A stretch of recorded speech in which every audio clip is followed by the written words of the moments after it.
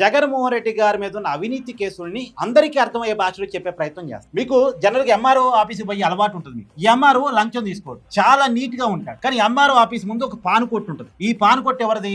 MRO గారి మనుషులదే ఉంటుంది. ఇక్కడ పాను సహజంగా 10 రూపాయలకి అమ్మాలి, కానీ 1000 రూపాయలకి అమ్ముతారు. ఇక్కడ 1000 రూపాయలకి పాను కొనుక్కొని వచ్చి కొనుక్కున్నాను సార్ అంటే ఎంఆర్ఓ ఆఫీస్ లో పని అయిపోయింది. ఎంఆర్ఓకి ₹1 ఇవ్వాల్సిన అవసరం లేదు. ఎంఆర్ఓ ఆఫీస్ లో పనిచేసే సిబ్బందికి ₹1 ఇవ్వాల్సిన అవసరం లేదు. కేవలం ఇక్కడ 10 రూపాయల పాను 1000 రూపాయలు కొనుక్కొని వచ్చి నేను కొనుక్కున్నాను సార్ అని చెప్తే పని అయిపోయింది. ఫ్రీగానే మీకు సర్టిఫికేట్ వచ్చేది. టెక్నికల్ చూసినప్పుడు ఇక్కడ ఎంఆర్ఓ గారు ₹1 కూడా తీసుకున్నట్టే లెక్క, అవినీతి చేయనట్టే లెక్క. ఎంఆర్ఓ ఆఫీసులో అవినీతి అనేది లేనట్టే లెక్క. కానీ అవినీతి ఎక్కడ జరిగింది? పాన్ షాప్ లో జరిగింది. ఎంఆర్ఓ గారు ఏమంటారు? 10 రూపాయల పాన్ 1000 రూపాయలు కొనుక్కుని నేనేం చేయను అంటే, నేను 1000 రూపాయలకి అమ్ముతున్నాను, నీ ఇష్టమై కొనుక్కున్నావు, ఇక్కడ అవినీతి ఎక్కడ ఉందని పాన్ షాప్ కూడా. ఇక్కడ సేమ్ రాజశేఖర రెడ్డి గారు కూడా, వైఎస్ రాజశేఖర రెడ్డి గారు ముఖ్యమంత్రిగా ఉమ్మడి ఆంధ్రప్రదేశ్ ఉన్నప్పుడు జగన్ గారు ఇలాంటి పాన్ డబ్బా లాంటి కంపెనీలు క్రియేట్ చేశారు. కేవలం సూట్ కేసు కంపెనీలు పేరుకే ఉంటాయి. ఇప్పుడు రాజశేఖర రెడ్డి గారితో పని కావాలంటే, ఆంధ్రప్రదేశ్ ప్రభుత్వంతో పని కావాలంటే ముందు జగన్మోహన్ రెడ్డి గారు పెట్టినటువంటి సూట్ కేసు కంపెనీలో షేర్లు కొనాలి. 10 రూపాయల షేర్ని 1000 రూపాయలు కొనాలి. అంటే జగన్మోహన్ రెడ్డి గారి కంపెనీలో వాటాలు పెట్టాలి. వాటాలు పెట్టాలి, మర్చిపోవాలి. ఏదో వాటాలు కొనుక్కున్నాను కదా నాకు వాటా ఉంది అనకూడదు. వాటాలు పెట్టాలి. పెట్టిన కాగితాలు తీసిపోయి రాజశేఖర రెడ్డి గారి ప్రభుత్వంతో చూపిస్తే